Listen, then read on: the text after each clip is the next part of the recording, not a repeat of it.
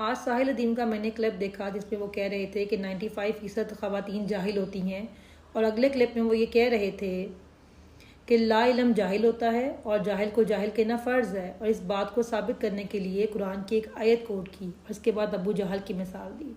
पहली बात तो ये कि जो आपने कुरान की आयत कोट की ना कि क्या जानने वाले और ना जानने वाले यकसा हो सकते हैं, इसमें अल्लाह पाक ने कहाँ फरमाया है कि जाहिल को जाहिल कहना फ़र्ज़ है, बल्कि आपने अल्लाह के साथ एक ऐसी बात को मंसूब किया जो अल्लाह ने कही नहीं।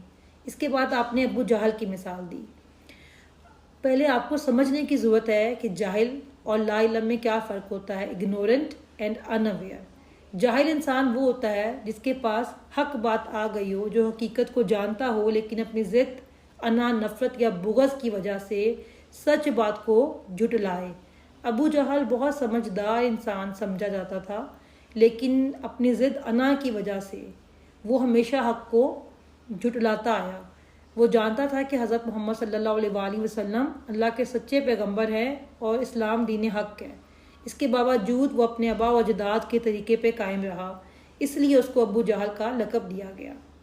अब मैं आपको एक और मिसाल देती हूँ कि अगर आप बीमार हो जाएं और आप डॉक्टर के पास इलाज के लिए जाएं, तो उसका ये मतलब तो नहीं कि आप जाहिल हैं, आपको अपनी बीमारी के बारे में इल्म ही नहीं था। इसका मतलब ये था क्योंकि आपने उसके बारे में पढ़ा नहीं था, इसलिए आपको उसके बारे में इल्म नहीं था। इससे ये साबित नहीं होता कि आप जाहिल भी थे। और फिर मैं आपको एक और बात बताती हूँ कि हज़रत मोहम्मद सल्लल्लाहु अलैहि वसल्लम के लिए कुरान में लफ्ज़ उम्मी का यूज़ हुआ है, जिसका मतलब है जो शख्स पढ़ना लिखना ना जानता हो। इसके बावजूद भी हज़रत मोहम्मद सल्लल्लाहु अलैहि वसल्लम दुनिया के सबसे बेहतरीन उस्ताद थे, सबसे बड़े मौलम।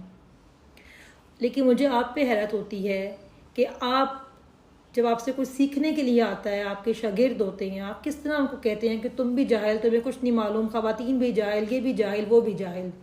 सबसे बड़ा जाहिल इंसान मेरी नज़र में वो है जिसको ये लगता है कि उसको सब मालूम है और सिर्फ एक वही अक्लमंद है और उसके अलावा तमाम लोग जो हैं वो जाहिल हैं।